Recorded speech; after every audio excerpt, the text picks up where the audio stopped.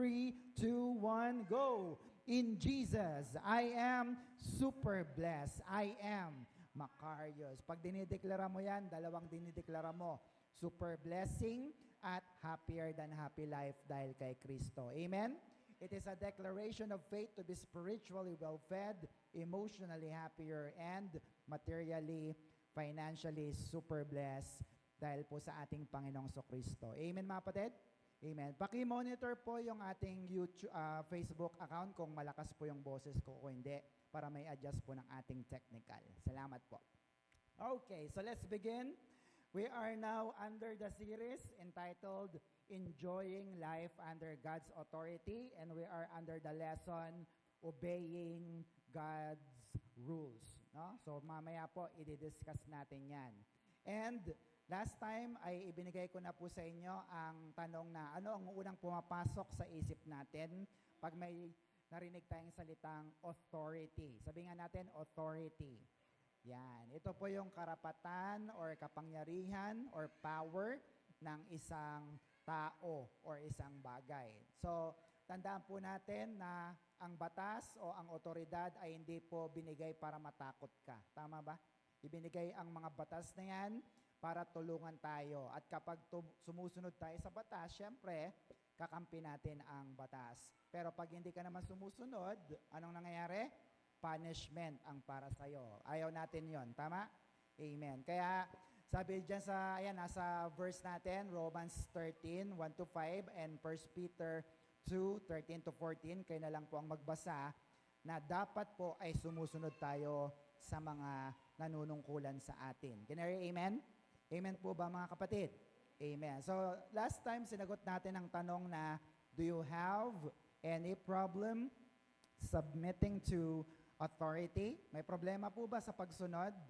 Sino sa inyo may problema? Meron po ba? Wala?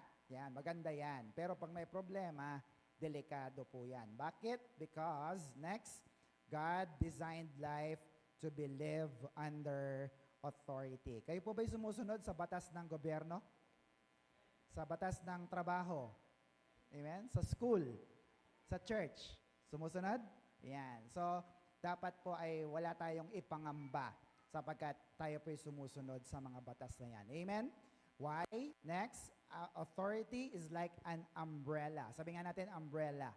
Yan, lagi ko nakakalimutan, sabi ko magdadala ako ng payong pero nakakalimutan ko lagi.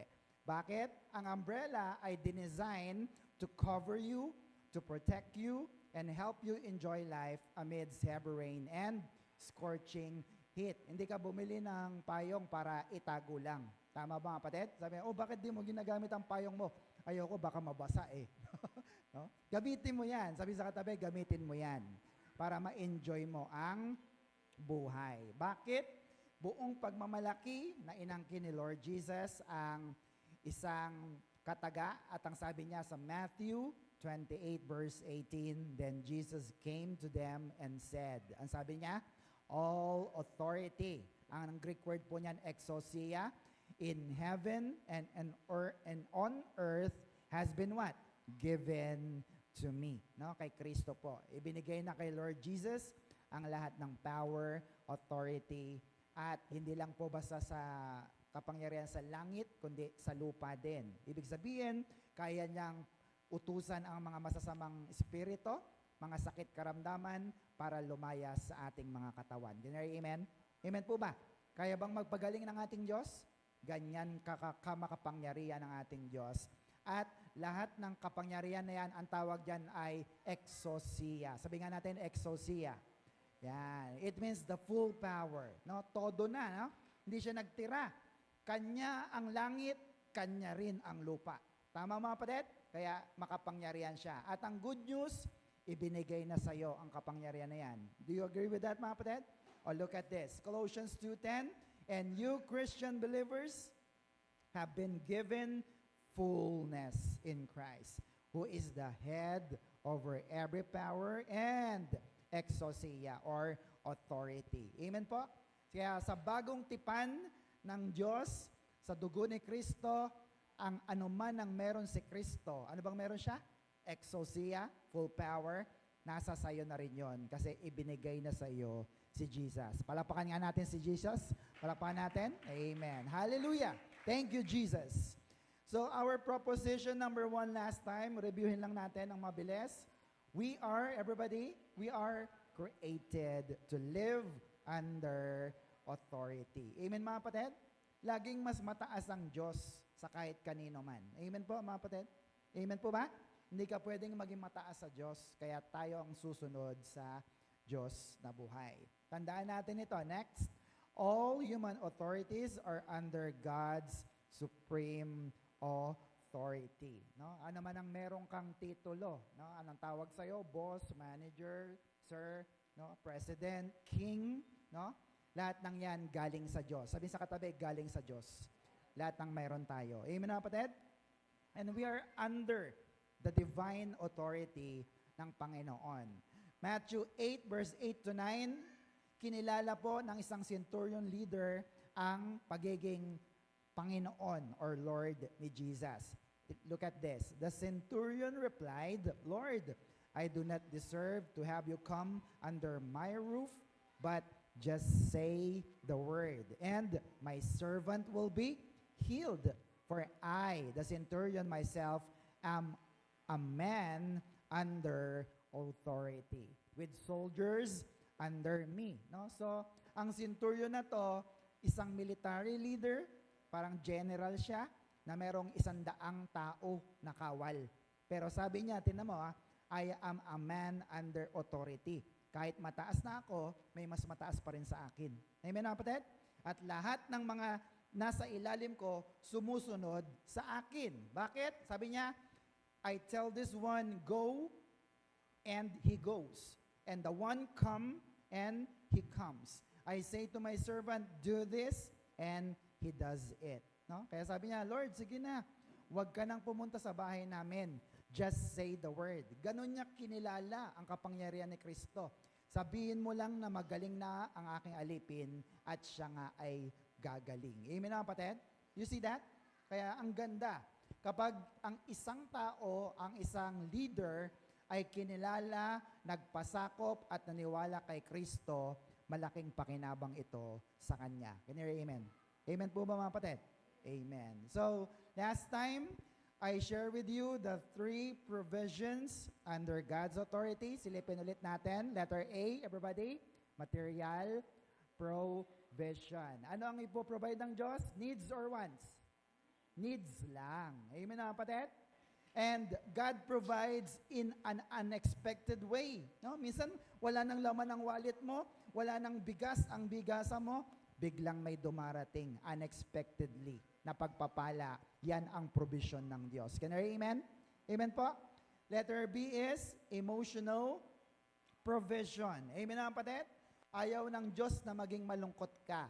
Kasi ang gusto niya, meron kang joy. Hindi lang happiness ha. Ano yung joy? Kahit wala kang pera, masaya ka. Iba yon. Kasi ang happiness, pag may pera ka, masaya ka. Pag wala ka ng pera, malungkot na naman, ayaw mag-church. Amen mga kapatid? Kaya ayaw ng Diyos maging malungkot ka. Gusto niya happier than happy. Ano yon? Macarius life. Amen?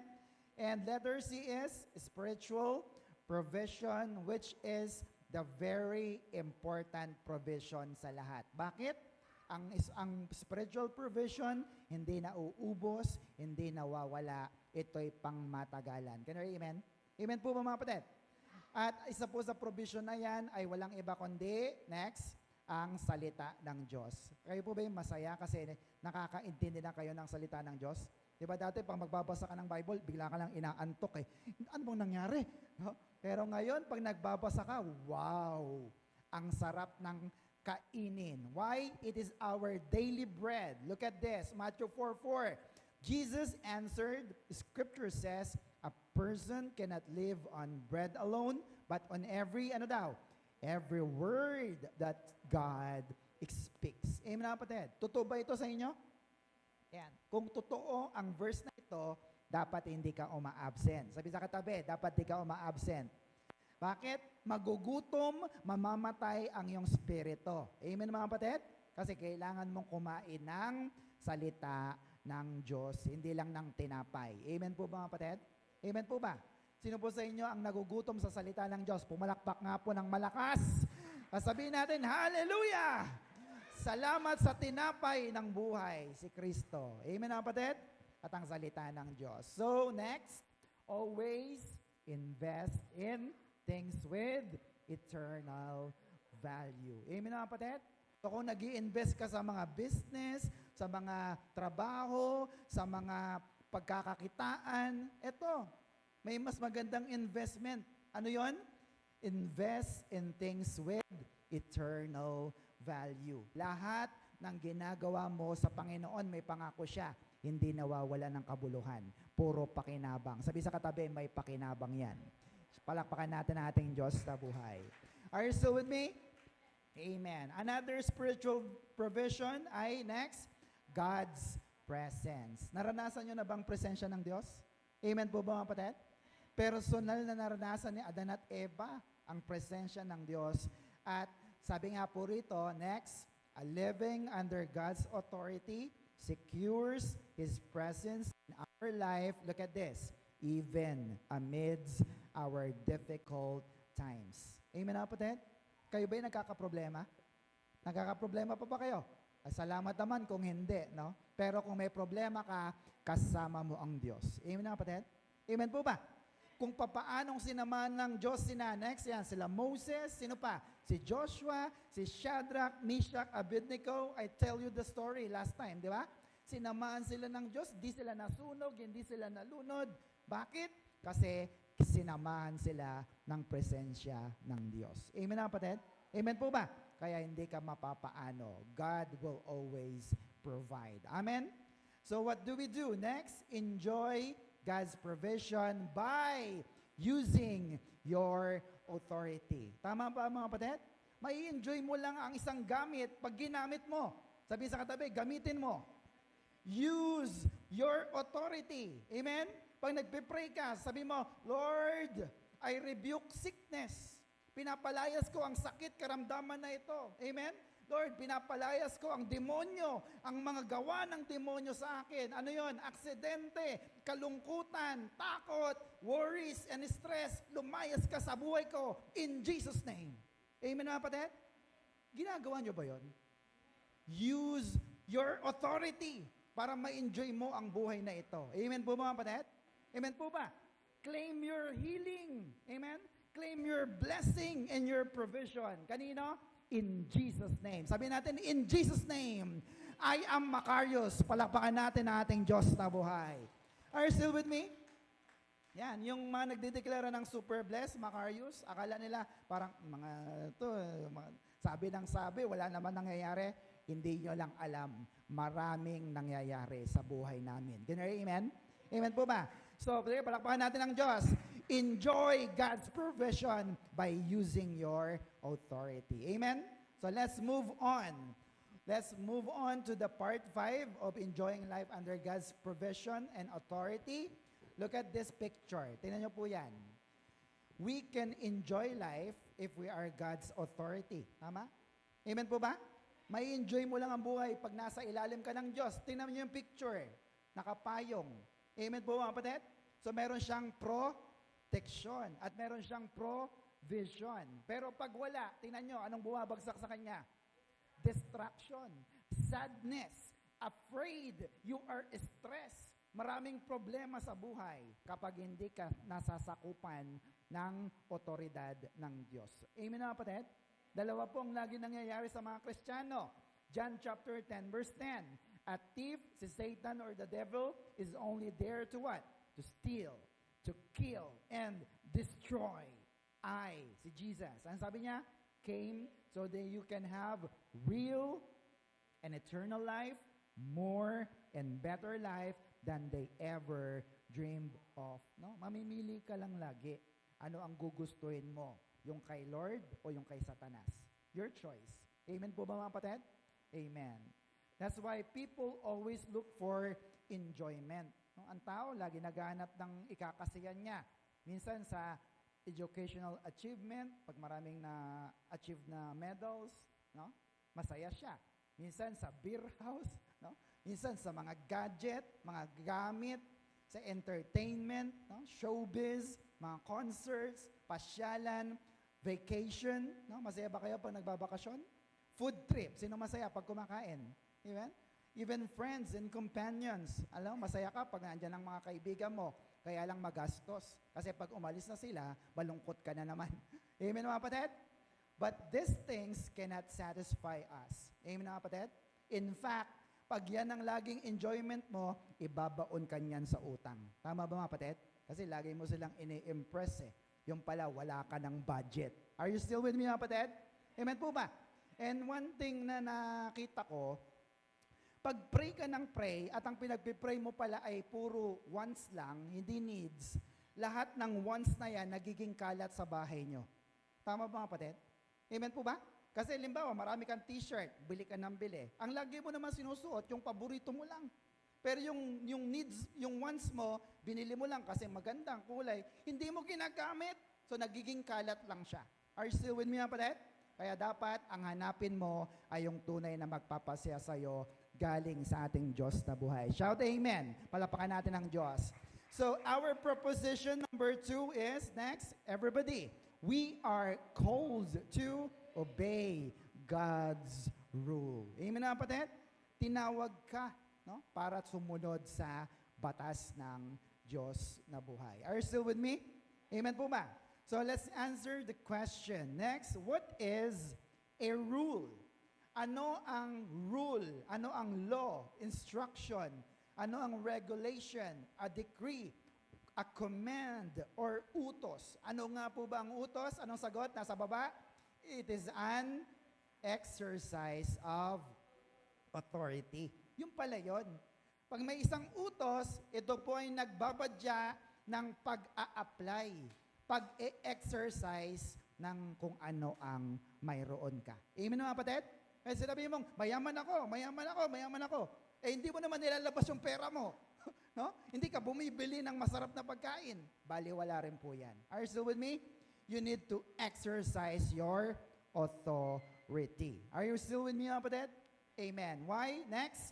Because every authority has its exercise. And every authority has its rule. Amen, kapatid? So lahat ng otoridad, merong dapat application na ginagawa tayo. Amen po ba mga kapatid? Amen po ba mga kapatid? Amen. 2 Corinthians chapter 4 verse 4, look at this.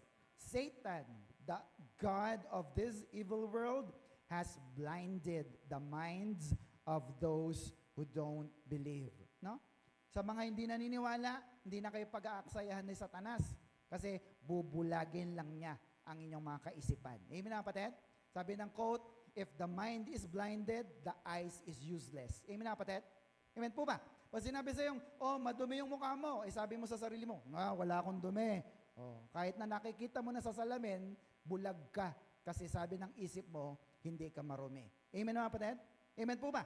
So, they are unable to see the glorious light of the good news that is shining upon them. They don't understand the message we preach about the glory of Christ. No? Sa kanila, aksaya lang ng oras ang pagpunta sa church. Aksaya lang sa oras ang pakikinig ng salita ng Diyos. Amen? Who is the exact likeness of God. Bakit? Look at the verse. Ninakaw ni Satanas. Ang alin? Yung rulership kay Adan. At si Adan kasi ang unang ruler sa buong mundo. Amen na kapatid? Pero, totoo naman, na si Satanas ang naghahari sa mundong ito, pero, sabi mo nga, pero, yan, siya ay under pa rin sa power and authority ni Jesus. Pwede siyang utusan ni Lord Jesus para siya ay umalis sa ating mga buhay. Can you hear amen? Amen po mga kapatid? Kaya huwag kang matakot kay Satanas. Sabi sa katabi, huwag kang matakot kay Satanas. Nasa ilalim siya ng kapangyarihan ni Jesus. Amen? And the good news, dahil si Kristo ay namatay, siya ay muling nabuhay pagkatapos ng 3 araw, binawi niya ang kapangyarihan na yan at ibinalik niya sa tao. Amen po ba mga kapatid? Basahin natin. Genesis chapter 2, verse 16 to 17. But the Lord God gave him this warning. You may freely eat any fruit in the garden, 17, except fruit from the tree of the knowledge of good and evil. If you eat of its fruit, ano mangyayari? You will surely die, no? Ang warning, pwede niyong kainin lahat ng bunga ng puno sa buong garden except one. Amen, kapatid? Ano yon? Huwag niyong kakainin yung bunga ng tree of the knowledge of good and evil. Bakit? If you eat of its fruit, ano mangyari? You will surely die. Mamamatay sila pag kinain yon. Maliwanag ba, kapatid? Amen? So the question is, what is God's exercise of authority? No? What is the rule? Ano yung utos? Ano yung command na pinapagawa ng Diyos sa kanila?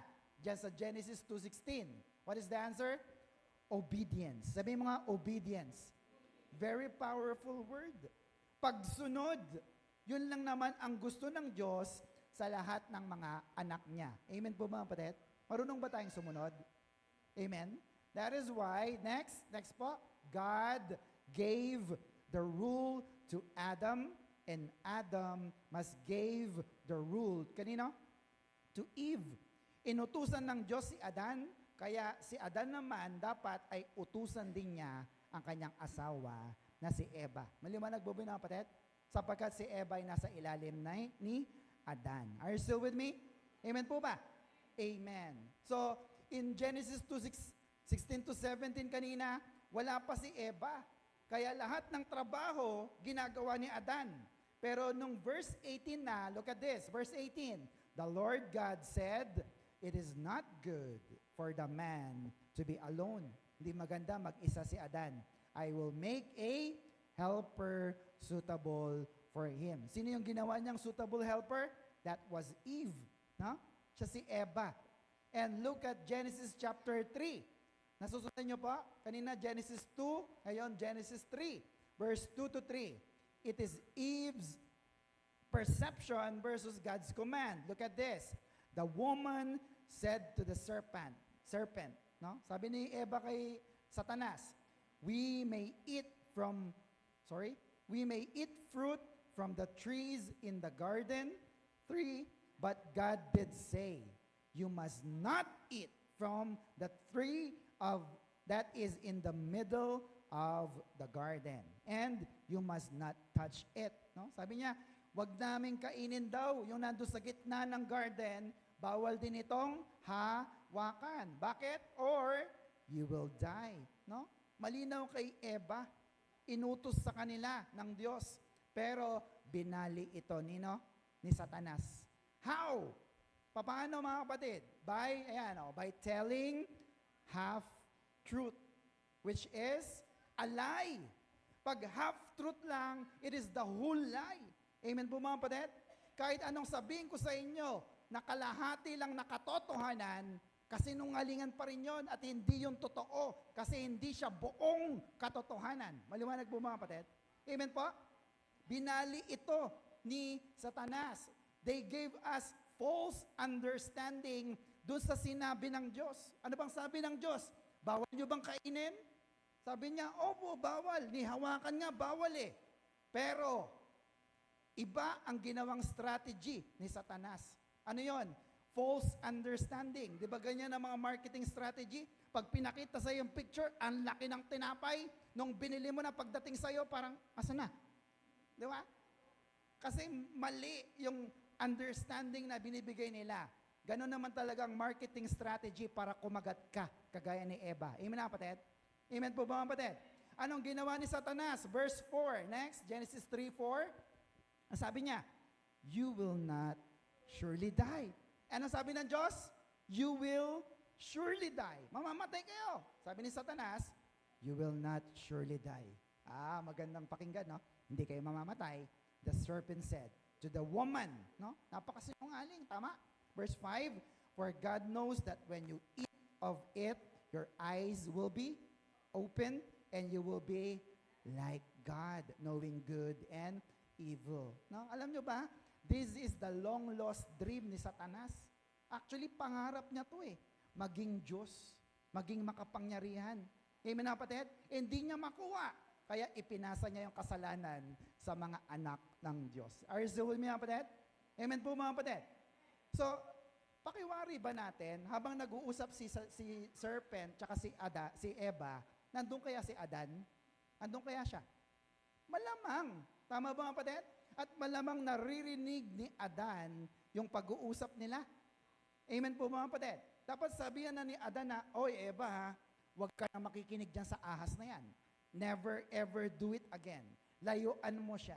Pero Adam remains quiet. Bakit? Siguro natatakot siya, naiya siya, or na-curious din. Ano kayang pakiramdam pag nakain namin yung bunga na yon? Hindi natin alam. Can you hear amen? Amen po ba? Pero sabi natin kanina, dapat si Adan ang nagsasabi kay Eva. Are you still with me, kapatid? Amen po ba? Verse 6, when the woman saw that the fruit of the tree was good for food, pwedeng kainin, pleasing to the eyes, maganda sa mata, and desirable for gaining wisdom, she took some and ate it. She also gave some to her husband who was with her and ate it. No? So this is an old tactic, old trick ni Satanas. Ano yon? Papainan kanya ng pangit ba? Anong ipapain ni Satanas? Pangit ba o maganda? Maganda. O, sasabihin niya, bibigyan kita ng trabaho. Saan? Sa abroad. Uy, ganda yan. Kaya lang, di ka na maglilingkod sa Diyos. Uy. No? Amen po mga kapatid? O kaya, sabi, bibigyan kita ng malaking sahod. Kaya lang, medyo magiging pangit ang iyong image. No? Are you with me mga kapatid? So, papainan ka niya ng mga magagandang bagay, hindi pangit. Amen po mga kapatid? So, ano nangyari? Mas pinakinggan ni Eva ang boses ni Satanas kesa sa boses at salita ng Diyos. Tatanungin ko kayo, kanino kayo nakikinig? Sa boses ni Satanas o ang boses ng Diyos? Naniniwala ba kayo sa salita ng Diyos? Pag sinabi ba niyang magaling ka na, pinapakinggan mo? Sabi mo, naku, may sakit ako, kailangan magpakita ako kay doktor. Hello, doktor. Hindi ako makapag-appointment. Amen mga kapatid? Samantalang sinabi ng Diyos, magaling ka na. Pag nanampalataya ka, nanalangin ka na may kasamang pananampalataya, yun ang nagpapagaling. At lahat ng naniniwala lamang ang tumatanggap ng kagalingan. Can you hear amen? It's your choice. Pero napahamak si Adan at Eva. Bakit? Nakinig sila sa salita ni Satanas. Amen na kapatid? Hindi sa salita ng Diyos. Naniniwala ba kayo sa salita ng Diyos? Ang salita ng Diyos ay ganito. Hebrews 4 verse 12, look at this. The Word of God is full of living power. No? Ang salita ng Diyos, hindi lang yan basta Bible. May kapangyarihan yan. And what is that power? Full living power. Pag sinabing buhay na kapangyarihan, 'di ba? Pag buhay, di ba, yung hito, 'di ba? Pag binili mo buhay, gumagalaw pa rin ba? Lagay mo sa plastic, gumagalaw pa rin? Ilagay mo sa kawali, gumagalaw pa rin? Ganun ang salita ng Diyos. Hanggat hindi yan namamatay, gagalaw at kikilos yan sa iyong buhay. Amen? Amen po mga kapatid. Hindi po kayang baliin yan. Amen mga kapatid? Pag sinabi niyang magaling ka na, mayaman ka na. Amen po ba mga kapatid? Amen po ba? Hindi mo rin kailangan na isigaw na, ako'y magaling na ako. Kaya sabi mo, Lord, ako'y magaling na. Parehas ang epekto. Amen mga kapatid? Amen po ba mga kapatid?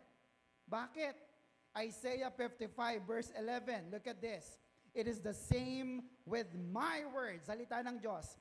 I send it out. No? Pakawalan mo lang. Sabi sa katabi, pakawalan mo lang. No? Sabihin mo lang ang word of God. Look at this. I send it out and it will always produce fruit. No? Magbubunga yan. Hindi yan babalik na walang bunga. It will not return empty. It will accomplish all I want it to. And it will prosper everywhere I send it. Look at that. Ang salita ng Diyos, kahit kanina mo ihagis, kahit sa lasenggo pa yan, kahit pa sa manginginom yan, kahit sa hindi naniniwala sa Diyos, look at that. It will accomplish all it wanted to. Pag gusto ng Diyos na maligtas yan, maliligtas yan. Amen na kapatid? It will prosper anywhere, everywhere I send it. Amen po mga kapatid? Ganyan ka makapangyarihan ang salita ng Diyos. na minsan hindi mo ginagamit. Sayang. Are you still with me, kapatid? Amen po ba? Kaya po sa mga single ladies, taas nga kamay ng mga single ladies, yan. Kung ayaw nyo na kayo ay pamunuan ng mga lalaki, utang na loob, huwag kayong mag-aasawa. Amen mga kapatid? It's your choice. Na? Choose the right man or the woman. No? Huwag magmamadali kagad. Why? Because you will submit to your husband forever. Sabihin sa katabi, forever. Amen mga kapatid? Ito'y para po sa mga wala pang asawa. No? Single. Pero para sa mga may asawa na wala na po akong magagawa sa inyo. Submit to your husband. Palakpakan nga natin ang ating Diyos na buhay. Are you still with me mga kapatid? Why? Next. Every man's authority must come from, kanino? Jesus. Amen na kapatid? Ano mang kapangyarihan meron ng tao, ang lalaki, dapat ito'y galing kay Kristo. Bakit? In Christian context, next naman po, a woman must be under man's, authority. Ang babae nasa ilalim ng, look at the picture, lalaki. But man must submit to Kristo, kay Christ, so that both are under Christ's authority. Amen mga kapatid? So may provision pala, no, na pag itong si lalaki ay hindi sumusunod kay Kristo, siyempre, yung asawa mong babae ay hindi kayo magiging isa sa iyong pananampalataya at panalangin. Can you hear amen? Amen po mga kapatid? So both are under Christ's authority. Hindi na sasabihin, babae ka, lalaki ako, babae ka. Kailangan ang bawat isa ay nagpapasakop sa ilalim ni Kristo. Shout amen. Palapakan natin ating Diyos na buhay. Also, next, every believers, every Christian are also what? Under Christ's authority. Is that clear mga kapatid? Hindi dahil sinabi ni pastor, sinabi ni brother, hindi. Dahil ikaw ay Christian, ikaw ay under kay Kristo. Maliwanag po ba yun mga kapatid? Amen po ba? Maliwanag po ba? Amen. So sinong dapat natin sundin? Si Kristo lamang. Amen? So today, let me share with you the structure of God's rule. No? Ano nga po ba yung pagkakabuo ng mga batas ng Diyos? Are you ready? Number 1. Ano po yan, everybody? God's rules is clear. Ang mga batas ng Diyos ay malinaw. Sabi mo nga, malinaw. Because God's word is very clear. It is very accurate. Amen po mga kapatid? As a supreme ruler of the creation, He will give us His will and His guidelines as revealed in the Bible. Look at this. Ano ulit sabi ng Genesis 2:16 to 17? But the Lord God gave him this warning, you may freely eat any fruit in the garden except fruit from the tree of the knowledge of good and evil. If you eat of its fruit, anong mangyayari? You will surely die. Sabi sa Good News Bible, if you do, you will die the same day. Mamamatay kayo sa araw ding yon. Sa The Message, the moment you eat from that tree, you're dead. No? Pag kinain mo yon, patay ka. Malinaw? Yes. Anong sabi? You will surely die. Therefore, next, so the content is clear. Tama mga kapatid? Maliwanag po ba ang utos ng Diyos? Yes. Lahat ng puno, lahat ng bunga, pwede mong kainin. Pero yung isa na nasa gitna, hindi yan okay. Amen mga kapatid? Pero tinan nyo, sa dami ng puno sa garden, pinagdiskitan pa yung nag-iisa na nasa gitna, na sinabi ng Diyos na hindi okay. Amen mga kapatid? Kasi nga, sabi ng tao, masarap eka ang bawal. Tama mga kapatid? So, the consequences is also what? Clear. No? Maliwanag ang kabayaran ng kanilang mga ginagawa. Ano yon? You will surely die. No? Sabi nga natin, you will surely die. Sino nagsabi? Si Lord. Ano ang hindi malinaw doon sa you will surely die? Sa Tagalog, siguradong mamamatay ka. Kailan? Pag kinain mo yung bunga. Nagbibiro bang Diyos nung sinabi niya yon? Nagbibiro po ba? Hindi po eh. Alin yung malabo na sinabi ng Diyos, you're dead, you'll die on the same day. No? Bakit? Pag namatay ka, it means separation and destruction. Pag malayo ka na sa Diyos, doon ka wawasakin ni Satanas unti-unti. Amen po ba mga kapatid? Amen po ba? Kasi sabi ng iba, nahiwalay lang naman sila sa physical. Hindi po. Ephesians 2:1, sabi, in the past, you were what? Spiritually dead because of your disobedience and sin. Kaya nga po, nung namatay ang spirit nila, Adan at Eva, dapat ma-born again uli ito. Bakit? Pag hindi na born again, sila ay mahihiwalay sa Diyos spiritually and physically. Amen po mga kapatid? Maliwanag po yun mga kapatid? Kasi di ba pinalayas din sila sa garden? Malayo na sila sa Diyos at malayo pa ang spirito nila sapagkat pinutol na sila. Let me give you an illustration. Look at this picture. Yan. Kapag ka ba ang isang sanga ay pinutol, patay na ba yung sanga? Mamamatay na ba siya o patay na siya? Actually, patay na yan. Tama ba mga kapatid?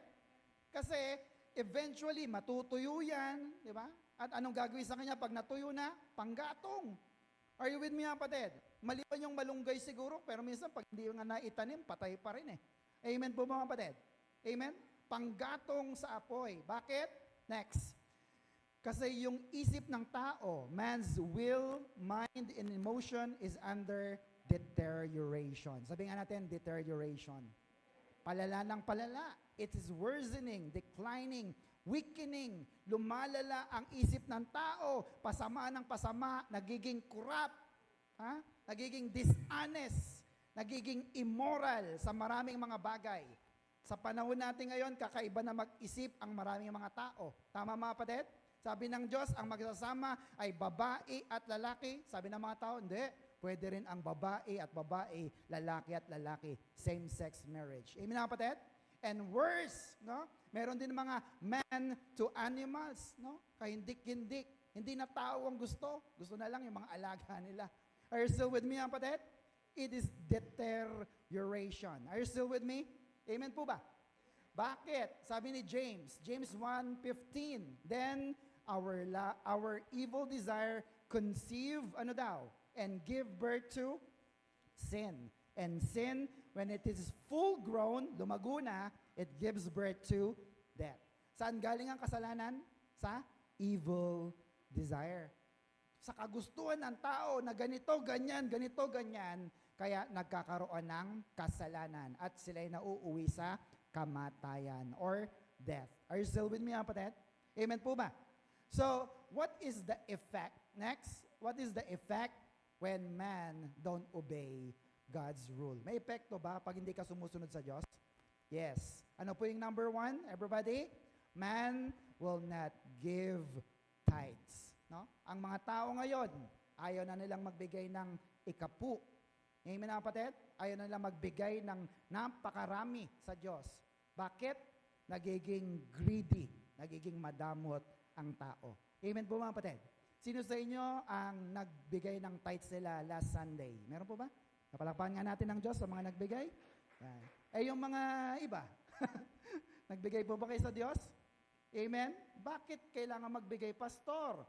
Leviticus 27:30. Next, at tithe. Ano yan? 10% of everything. Everybody say everything. Lahat, pera, pagkain, damit, kayamanan, at tithe of everything from the land, whether grain from the soil or fruit from the trees. What? Look at that. Belongs to the Lord. Ano sa Tagalog yon? Sa Diyos yon, hindi sa'yo. It belongs to the Lord. Sino may-ari? Ikaw ba? Hindi ikaw. Ang Diyos. Number 2, it is holy to the Lord. Malinaw po ba yun mga kapatid? Nabasa niyo po ba? Ano yung malinaw na instruction ng Diyos? No? Yung tithes belongs to the Lord. Sabi sa katabi, hindi sa'yo ang tithes. Hindi sa'yo ang ikapo. Kaya wag mong hawakan. Maliwanag? Ano yung pangalawa? It is holy to the Lord. Amen mga kapatid? Naiintindihan po ba natin yon? na pagbanal ang ikapu mo, ibigay mo sa banal na Diyos. Amen po mga kapatid? Kaso sabi ng tao, hindi na tayo magta-tithes. Naiintindihan naman ni Lord yan. Amen mga kapatid? Amen po ba? Marami tayong gastusin. Tsaka na tayo magbigay. Sasabihin ko sa inyo, yes, naiintindihan ng Diyos. Pero ikaw, hindi mo naiintindihan na mas marami ang nawawala sa'yo pag hindi ka nagbigay sa Diyos. Amen po mga kapatid? Amen po mga kapatid? Bakit? Ilan bang hinihingi niya? Ilang percent? 10%. Ilan ang natira sa'yo? 90. Pag hindi ka nagbigay ng 10%, pati yung 90 mo, parang tumalbog lang sa kami. Nasaan na yung sahod ko? Wala na. Kasi hindi iningatan ng banal na Diyos. Amen mga kapatid? Are you still with me mga kapatid? Amen. Why? Next. Because tithing started 400 years ago before the law. No? Dati pa ito ginagawa, wala pa ang batas na sinabing, mag-ikapu kayo. Bakit? Ang tithing po is a form of worship. Sabi mo nga, worship. Pag nagtatides yung mga tao noon na tapat sa Diyos, ito'y pagsamba nila sa Diyos. Hindi sila napipilitan. Just like what we do, grace giving. Amen mga kapatid? Amen po mga kapatid? So sa New Testament, kahit wala ng tithes, sasabihin ko sa inyo, wala ng tithing sa New Testament, pero iniwan ng Diyos ang principle. Ano yung principle na yon? Dapat pa rin magbigay sa Diyos bilang pagsamba. Sinasamba niyo bang Diyos? At pag nagbibigay ka, ito ba yung pagsamba mo sa Diyos? Amen. Bakit ka nagbibigay?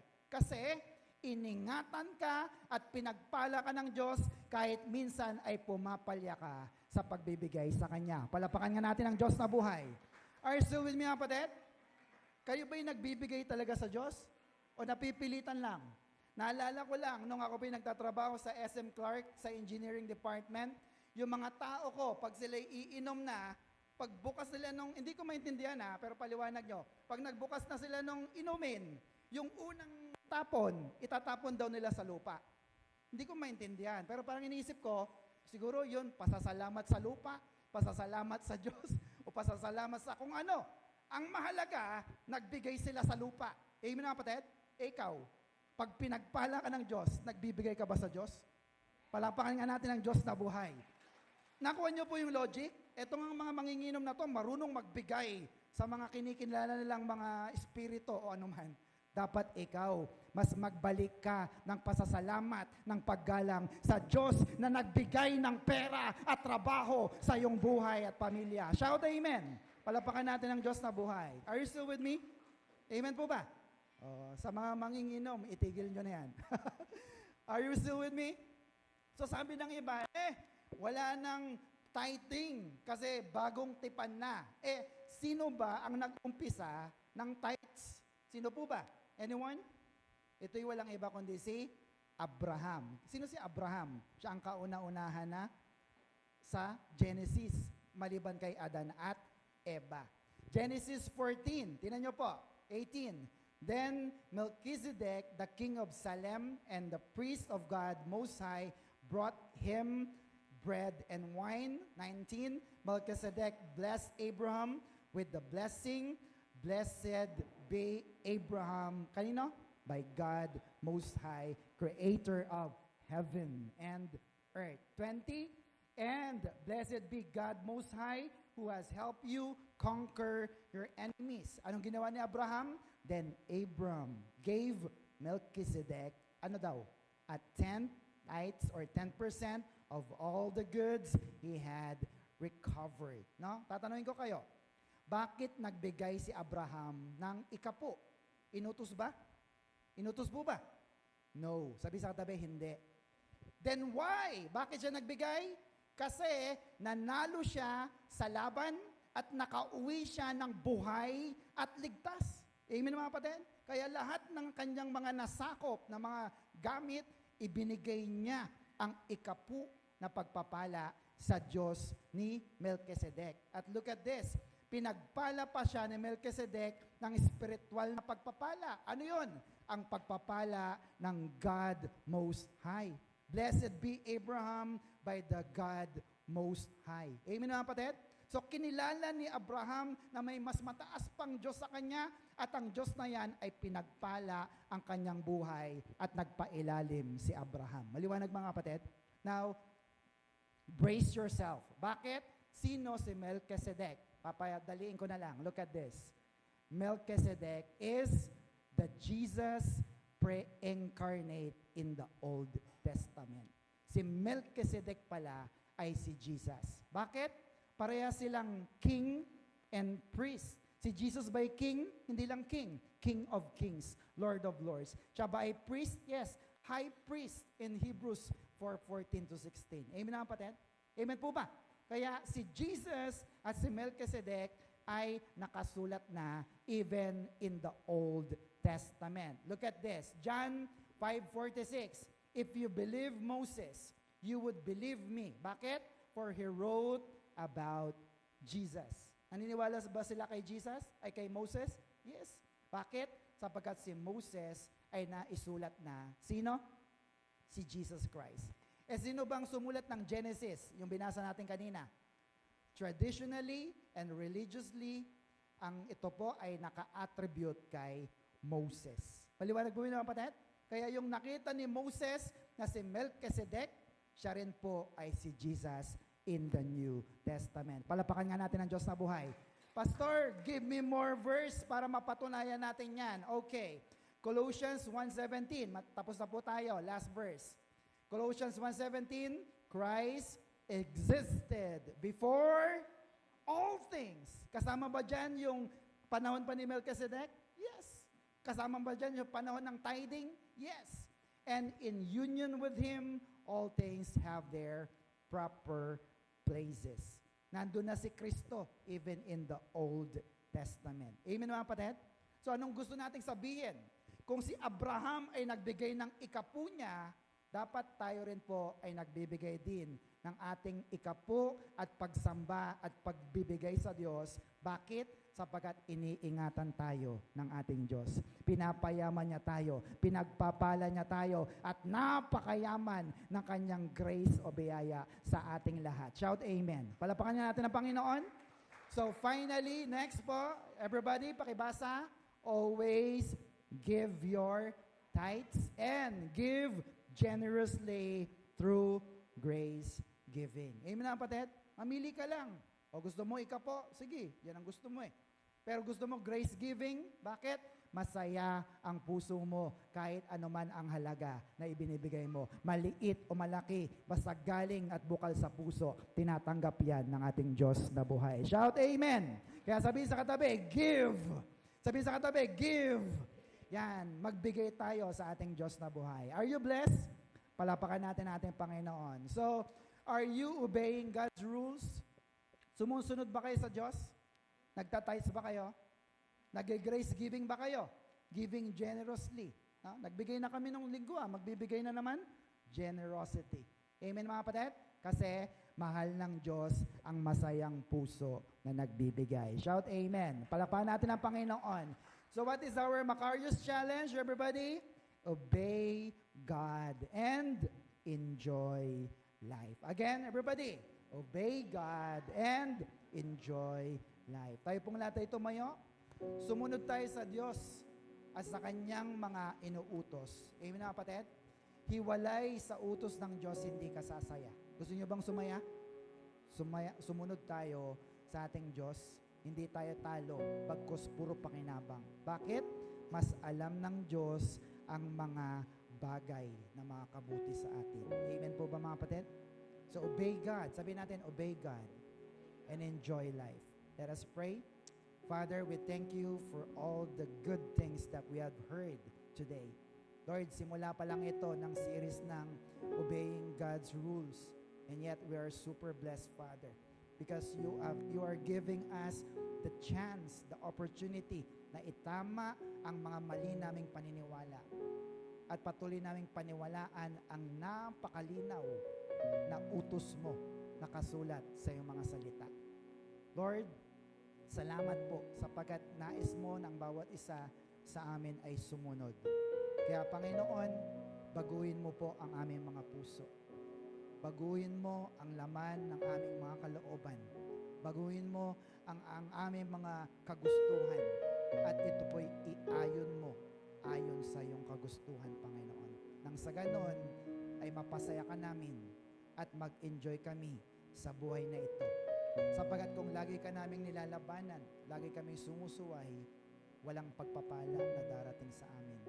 And yet, if we obey you, we can enjoy life because Jesus is within us in our lives. Father, continue to bless each and every one of us spiritually, materially, emotionally, financially, and most of all, ay lahat ng pagpapala ay inihila namin mula sa kalangitan at ibuhos mo po ang lahat ng ito sa kanilang buhay at hanap buhay upang hindi na po sila maging malungkot pagkos ang isipin na lang nila ay ang maglingkod at maglingkod sa iyo sapagkat sumusunod ang iyong mga anak sa iyong mga utos.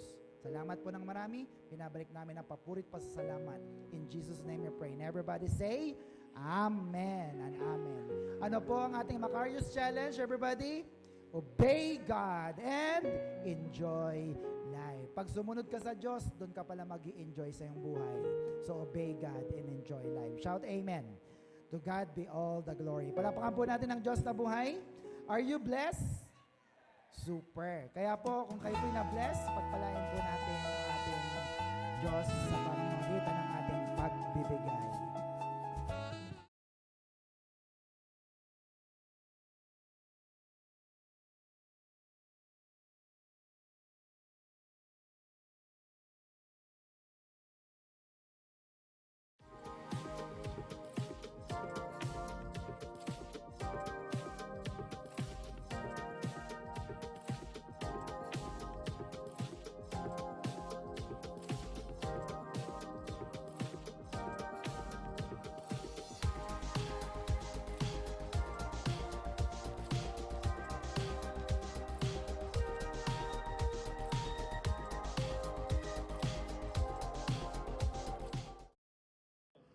Good day, brothers and sisters!